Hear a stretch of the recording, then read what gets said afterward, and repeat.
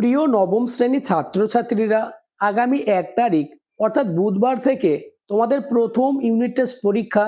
তাই তোমাদের পরীক্ষায় চূড়ান্ত সফলতা অর্জনের জন্য আজ আলোচনা করব ইতিহাস সাবজেক্টের অতীব গুরুত্বপূর্ণ একটি কোয়েশ্চেন পেপার নিয়ে। তাই ভিডিওটি প্রথম থেকে শেষ পর্যন্ত দেখো, কেননা তোমাদের স্কুলে এমন কোয়েশ্চেন পেপারই আসবে, অর্থাৎ এই কোয়েশ্চেন পেপার থেকে বেশিরভাগ প্রশ্ন হুবহু কমন পাবেই। শুরু করছি আজকের আলোচনা। প্রথম পর্যায়ক্রমিক মূল্যায়ন 2026, ক্লাস 9, বিষয় ইতিহাস, পূর্ণমান 40, সময় 1 ঘন্টা 30 মিনিট। বিভাগ ক, দাগ নম্বর 1, ঠিক উত্তরটি বেছে নিয়ে লেখো। অর্থাৎ 1-এর দাগে তোমাদের 10টি MCQ প্রশ্নের উত্তর করতে হবে। প্রথম কোয়েশ্চেন, ফরাসি বিপ্লবের জনক নামে খ্যাত ছিলেন? উত্তর হবে অপশন সি, রুশো। পরের প্রশ্ন, সর্বপ্রথম স্টেট জেনারেলের অধিবেশন ডেকেছিলেন? উত্তর হবে অপশন এ, চতুর্থ ফিলিপ। পরের প্রশ্ন, আমি রাষ্ট্র উক্তিটি কোন ফরাসি রাজার? উত্তর হবে অপশন সি, চতুর্দশ লুই। নেক্সট, কোশ্চেন নম্বর 4, ষোড়শ লুইকে গিলোটিনে হত্যা করা হয় কত খ্রিস্টাব্দে? উত্তর হবে অপশন সি, 1793 খ্রিস্টাব্দে। ইতিহাস সাবজেক্টে 40-এ 40 পেতে চাইলে প্রতিটি প্রশ্ন তোমরা পরীক্ষার আগে মুখস্থ করে নাও, কেননা আমি তোমাদের জন্য সব থেকে বাছাই করা অর্থাৎ এমন প্রশ্নই দিয়েছি যে প্রশ্নগুলি থেকে বেশিরভাগ প্রশ্ন কমন পাবেই।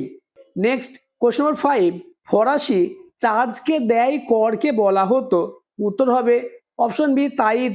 নেক্সট কোশ্চেন, জ্যাকোবিন দলের সদস্য ছিলেন? উত্তর option C, Tipu Sultan. Next, question number 7, the wealth of nation গ্রন্থটি লিখেছিলেন? উত্তর অপশন বি, অ্যাডাম স্মিথ। পরের প্রশ্ন, নেপোলিয়ন জন্মগ্রহণ করেন কর্সিকা দ্বীপে? অর্থাৎ option A is the correct answer. Next, question নম্বর 9, অর্থলোলুপ নেকড়ে বলে ফরাসি জনগণের কাছে পরিচিত ছিলেন? উত্তর হবে ইন্টেন্ডেন্টরা, অর্থাৎ option B is the correct answer. Next, question number 10, ইংল্যান্ডে গৌরবময় বিপ্লব সংগঠিত হয়? উত্তর অপশন এ, 1688 খ্রিস্টাব্দে। পরের প্রশ্ন, ট্রাফালগারের যুদ্ধ হয়েছিল? অপশন এ, 1800 খ্রিস্টাব্দে। অপশন বি, 1801 খ্রিস্টাব্দে। অপশন সি, 1802 খ্রিস্টাব্দে। অপশন ডি, 1805 খ্রিস্টাব্দে।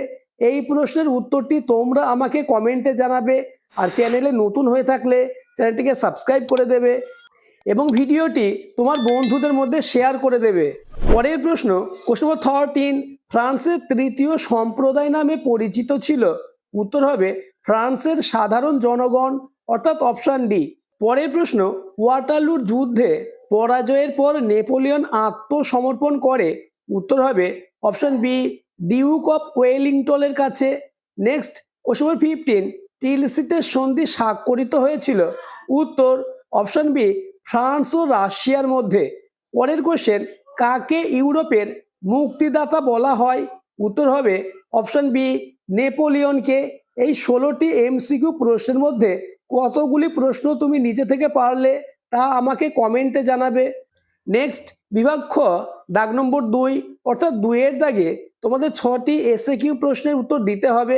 প্রথম কোশ্চেন, সাকুলেত কাদের বলা হয়? উত্তর সাকুলেত বলতে ফ্রান্সের খেটে খাওয়া দরিদ্র মানুষদের বোঝানো হয়।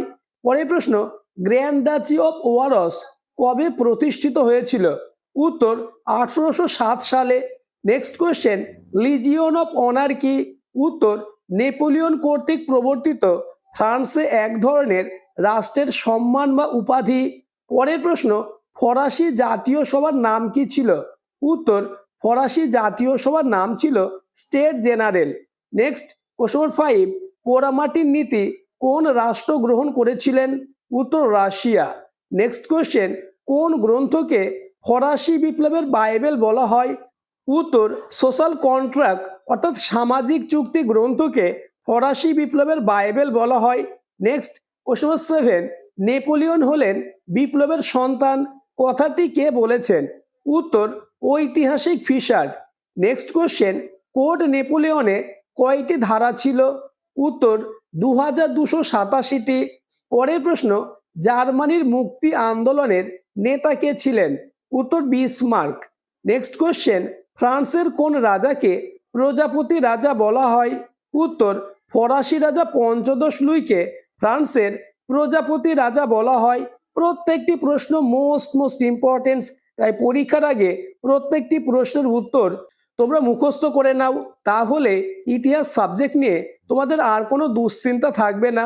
নেক্সট বিভাগ গ, দাগ নম্বর 3, দুটি অথবা তিনটে বাক্যে নিচের প্রশ্নগুলির উত্তর দাও, যে কোনো চারটে, অর্থাৎ 3-এর দাগে তোমাদের 2 মার্কের 4টে প্রশ্নের উত্তর করতে হবে। প্রথম কোশ্চেন, দৈব রাজতন্ত্র বলতে কি বোঝো?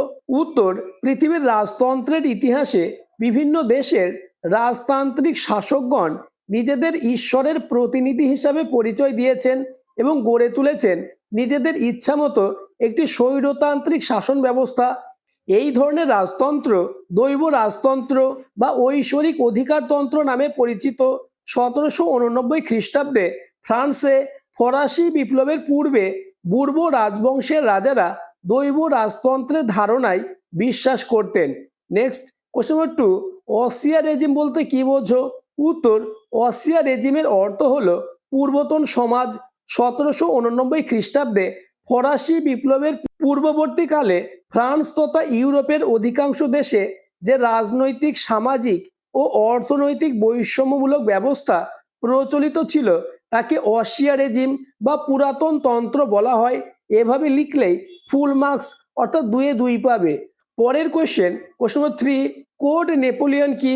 উত্তর ফ্রান্সের শাসক নেপোলিয়ন দেশের বিভিন্ন প্রান্তে প্রচলিত আইনগুলির পার্থক্য দূর করে এবং পরস্পর বিরোধী আইনগুলোর মধ্যে সামঞ্জস্য বিধান করে 1804 খ্রিস্টাব্দে দেশে এক নতুন আইন ব্যবস্থা চালু করেন। এটিকে কোড নেপোলিয়ন বা নেপোলিয়নের আইন সংহিতা বলা হয়। নেক্সট কোশ্চেন নম্বর 4, কোন ঘটনা সেপ্টেম্বর হত্যাকাণ্ড নামে পরিচিত? প্রতিটি প্রশ্ন মোস্ট ইম্পর্টেন্ট, তাই এই প্রশ্নগুলি তোমাদের মুখস্থ করতেই হবে। উত্তরটি দেখে নাও। 1792 খ্রিস্টাব্দে ফ্রান্সে বিপ্লবী কমিউন কয়েক হাজার রাজতন্ত্রের সমর্থক ব্যক্তিকে বন্দি করে এবং কারাগারে অনেক মানুষকে হত্যা করে। এই ঘটনা সেপ্টেম্বর হত্যাকাণ্ড নামে পরিচিত। এই ঘটনা রাজতন্ত্রের অবসানকে সুনিশ্চিত করে। পরের প্রশ্ন কোশ্চেন নম্বর 5, কাকে কেন দ্বিতীয় জাস্টিনিয়ান বলে অভিহিত করা হয়? উত্তর ফরাসি শাসক নেপোলিয়ন 1804 খ্রিস্টাব্দে কোড নেপোলিয়ন নামে নতুন আইন সংহিতা প্রণয়ন করেন। সমকালীন যুগের চেয়ে প্রগতিশীল এই আইন ব্যবস্থা ছিল নেপোলিয়নের সর্বাপেক্ষা গৌরবময় সংস্কার এবং সর্বাধিক উল্লেখযোগ্য কীর্তি। এই কীর্তির জন্য নেপোলিয়নকে দ্বিতীয় জাস্টিনিয়ান বলে অভিহিত করা হয়। নেক্সট কোশ্চেন নম্বর 6, ডিরেক্টরি শাসন বলতে কি বোঝো? উত্তর 1795 খ্রিস্টাব্দের সংবিধান অনুসারে ফ্রান্সের শাসনভার 5 জন ডিরেক্টর বা ব্যক্তির এক কমিটির হাতে তুলে দেওয়া হয়। এই শাসন ডিরেক্টরি শাসন নামে পরিচিত। এই শাসন ব্যবস্থা ছিল অত্যন্ত অদক্ষ ও দুর্নীতিগ্রস্ত। ডিরেক্টরদের শাসনকালে ফ্রান্সের শাসন ব্যবস্থা ভেঙে পড়েছিল। Next question number 7, confederation of the Rhine কেন গঠন করা হয়েছিল? উত্তর নেপোলিয়ন বোনাপার্ট জার্মানির 300টি রাজ্যকে ভেঙে 39টি রাজ্যে পরিণত করেছিলেন। এটা করার প্রধান কারণ ছিল ঐক্যবদ্ধ জার্মান রাষ্ট্র গঠন করা। জার্মানি সেই 39টি রাজ্যকে নিয়ে যে রাষ্ট্র সমবায় গঠিত হয় তাই কনফেডারেশন অব দ্য রাইন নামে পরিচিত। নেপোলিয়ন বোনাপার্ট 1806 খ্রিস্টাব্দে কনফেডারেশন অব দ্য রাইন গঠন করেন। Next question, legion of the honour কি? আলোচিত প্রশ্নগুলি তোমার রেডি আছে তো? তা আমাকে কমেন্টে জানাবে। উত্তর লিজিয়ন অফ অনার হলো এক বিশেষ ধরনের সম্মান বা উপাধি। নেপোলিয়ন রাষ্ট্রের প্রতি সেবা ও আনুগত্যের পুরস্কার স্বরূপ সামরিক ও অসামরিক ব্যক্তিদের লিজিয়ন অফ অনার প্রদানের প্রথা চালু করেছিলেন। নেপোলিয়ন মনে করতেন এর ফলে জনগণের মধ্যে দেশ সেবার মানসিকতা ও দক্ষতা বৃদ্ধি পাবে। লিজিয়ন অফ অনার ছিল ফ্রান্সের সর্বোচ্চ রাষ্ট্রীয় সম্মান। নেক্সট কোশ্চেন নম্বর 9, ভিয়েনা সম্মেলনের উদ্দেশ্য লেখো। উত্তর ভিয়েনা সম্মেলনের উদ্দেশ্য ছিল নাম্বার 1, ইউরোপের রাজনৈতিক কাঠামোর পুনর্গঠন। নাম্বার 2, নেপোলিয়ন কর্তৃক বিতাড়িত রাজবংশের পুনঃপ্রতিষ্ঠা। নাম্বার 3, নেপোলিয়নের বিরুদ্ধে সংগঠিত যুদ্ধে ক্ষতিগ্রস্ত দেশগুলির ক্ষতিপূরণের ব্যবস্থা করা। নেক্সট বিভাগ গ, দাগ নম্বর 4, 7 অথবা 8টি বাক্যে নিচের প্রশ্নগুলির উত্তর দাও, যে কোনো দুটি, অর্থাৎ 4-এর দাগে 4 মার্কের দুটি প্রশ্নের উত্তর দিতে হবে। প্রথম কোশ্চেন, টিকা লেখো বাস্তিল দুর্গের পতন অথবা ওয়াটারলু যুদ্ধ। পরবর্তী প্রশ্নগুলি আলোচনার আগে আবার বলবো, যারা এখনও আমার চ্যানেলটিকে সাবস্ক্রাইব করোনি এক্ষুনি চ্যানেলটিকে সাবস্ক্রাইব করে দাও এবং ভিডিওটি তোমার বন্ধুদের মধ্যে শেয়ার করে দাও। নেক্সট কোশ্চেন নম্বর 2, বিপ্লব পূর্ববর্তী ফরাসি অর্থনীতি কিভাবে ফরাসি বিপ্লবে ভূমিকা নিয়েছিল, অথবা ব্যক্তি ও নাগরিকদের অধিকারের ঘোষণাপত্রে কি বলা হয়েছিল।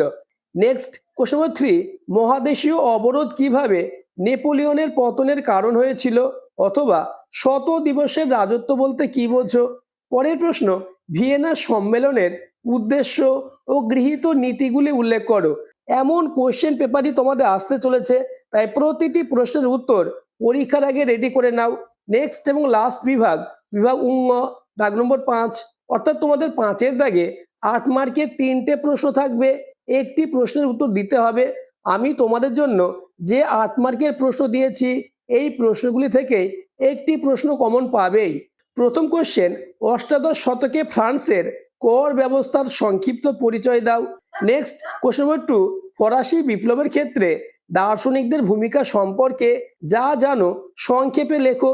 এই প্রশ্নটি ওয়েস্ট বেঙ্গলের 90% স্কুলে আসার সম্ভাবনা কার্যত নিশ্চিত। নেক্সট এবং আজকের আলোচনার লাস্ট কোশ্চেন, কোড নেপোলিয়ন বিষয়ে একটি সংক্ষিপ্ত টিকা লেখো। শত দিবসের রাজত্ব বলতে কি বোঝো। আজকের আলোচনা এই পর্যন্ত। আলোচিত প্রতিটি প্রশ্ন খুবই গুরুত্বপূর্ণ, তাই পরীক্ষার আগে প্রতিটি প্রশ্নের উত্তর তোমরা মুখস্থ করে নাও, তাহলে ইতিহাস সাবজেক্টে 40-এ 40 হবে তোমার হাতের মুঠোয়।